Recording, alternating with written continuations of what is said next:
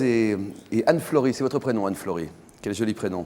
Marie-Françoise, on en a parlé au début de cette émission. 8 années d'alcoolisme vous ont séparés affectivement de vos 2 jeunes filles. Comment vous est venu ce goût pour trop d'alcool?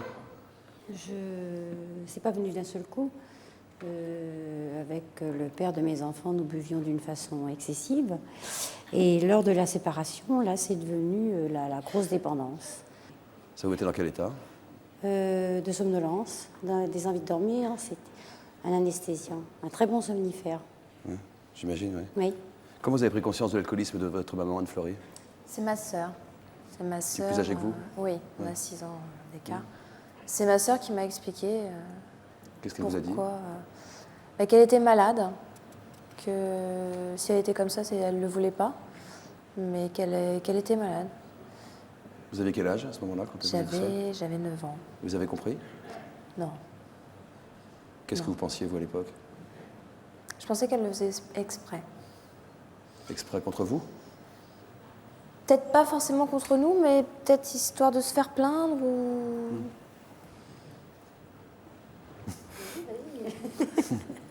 Vas-y. C'est le moment de vérité.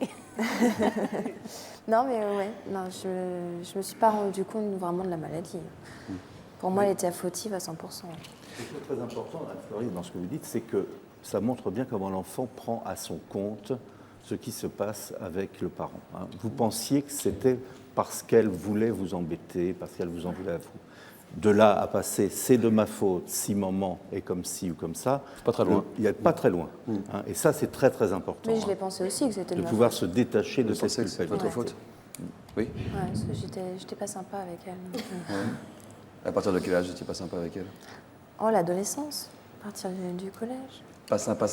Ah, pas sympa du tout. C'est-à-dire, qu'est-ce que vous pouviez lui dire, par exemple, quand vous la retrouviez saoule après une journée de boisson à la maison? Non. Dans les bars? Non. Les Oui, bars. oui. Je buvais d'une façon très masculine. Très masculine, Oui, c'est-à-dire? oui, c'est-à-dire dans les... Oui, non, dans les bars. Je me cachais pas, je buvais dans les bars. Donc, pas trop la journée puisque je travaillais, mais alors le soir, oui, quand j'arrivais à la maison, effectivement, j'étais dans un état plus que second. Plus que second, mais plutôt somnolente que violente. Oui. Mais vous assuriez votre rôle de maîtresse de maison, de mère de famille? Oui. J'avais l'impression, oui, de l'assumer. Je l'assumais dans tout ce qui était matériel, c'est-à-dire ménage, repassage, les courses. Vous arriviez à faire tout ça, malgré votre état? Oui, le week-end, oui, bien sûr. Vous avez tenté parfois de l'empêcher de boire? Oui. Comment vous êtes prise? En lui enlevant les bouteilles, en lui vidant les bouteilles. Ça me mettait dans une colère monstre. Bien sûr. Et ça criait? Ah oui. À ne jamais faire avec un malade alcoolique. On a un sentiment de frustration énorme. Vous avez eu peur pour vous, physiquement, que votre maman pète un plomb ou quand vous étiez petite? Non, j'avais plus peur pour elle. J'avais plus peur qu'elle se fasse mal en tombant que pour moi. Quand vous vous fâchiez, qu'est-ce que vous lui disiez? Vraiment des choses qui, je pense qu'il ne faut pas dire à sa maman, parce que ça ne se dit pas, mais j'étais vraiment très mauvaise. Je l'insultais, je la traitais de merde, de déchet. C'était aussi bien vocabulairement que physiquement. J'en venais aux mains sur ma mère. Vous tapiez votre maman? Ouais. Vous la secouiez ou vous... Ah, je l'étranglais, je lui mettais des gifles. Mais c'est quand j'en pouvais vraiment plus, quoi. Quelle était sa réaction? Essayer de se défendre comme elle pouvait. Et puis, généralement, c'était ma sœur qui venait me calmer et qui essayait de m'en aller parce que Vous je crois contrôliez- qu'à certains moments, je serais allée beaucoup plus loin si j'avais pu. Quel souvenir vous gardez-vous de la violence, des mots et des gestes Je n'ai aucun cette époque-là. souvenir de cette violence. Parce que vous l'avez occulté ou parce que vous pensez que l'alcool L'alcool efface véritablement les choses? a dû faire des dégâts sur ma mémoire. L'occulter, c'est possible, je ne sais pas. C'est pas volontaire, Ou en les tout cas. deux, en tout cas, ouais. C'est pas volontaire, mais ce que je peux dire, c'est vrai, c'est que c'est un énorme regret pour moi d'avoir perdu 8 années de ma vie vis-à-vis de mes enfants. Le reste, je m'en moque complètement, parce que c'est une maladie, donc... Oui, c'est une maladie alcoolique. Hein. Il n'y a pas à avoir de regret envers qui que ce soit, mais pour mes enfants, oui, ça, c'est vrai. Qu'est-ce que vous avez loupé pour vous? Oh, j'ai loupé toute leur adolescence, je sais pas, les sorties qu'on aurait pu faire ensemble, un tas de choses, quoi. J'ai tout raté. Enfin, tout raté, une bonne partie. Quelle image vous aviez de votre maman avant qu'elle n'arrête de boire? Est-ce que vous pensiez vraiment qu'elle était un déchet, une merde, comme vous l'avez dit, ou est-ce que ça s'était... Ah oui? Oui, je le pensais sincèrement. Et maintenant? Maintenant, je suis très fière d'elle.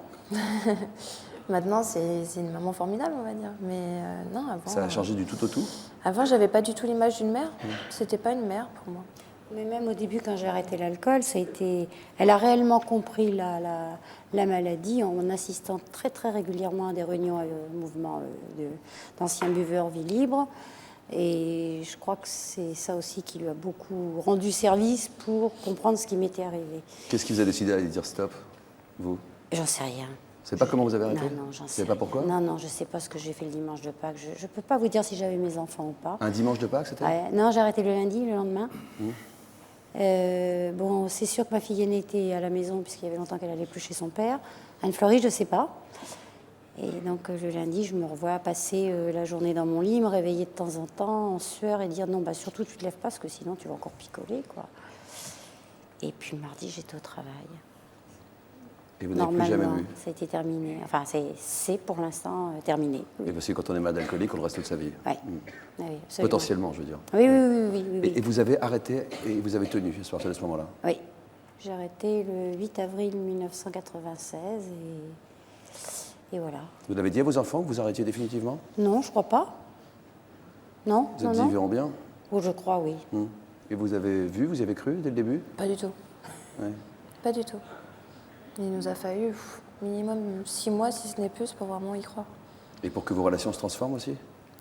Nos relations ont recommencé qu'il n'y a pas longtemps. Combien de temps? Très longtemps après qu'elle a arrêté de boire. Parce qu'après son arrêt de l'alcool, elle a voulu reprendre son rôle de mère. Et c'est pas passé. Pour vous, c'était trop tard? C'était trop tard. Anne-Fleury Pour n'était moi, pas ouais, d'accord. c'était trop tard. Ouais, j'en ai bavé. Hein. Ah oui? Ah oui. Les portes dans la figure. Les portes dans la figure? Ah oui, c'était dur, c'était dur. Alors elle se plaignait après qu'elle ne me voyait pas que je passais mon temps à vie libre, effectivement, mais c'est vite au moment qu'on se dispute aussi. Et puis ça va me rendre service pour me soigner en plus.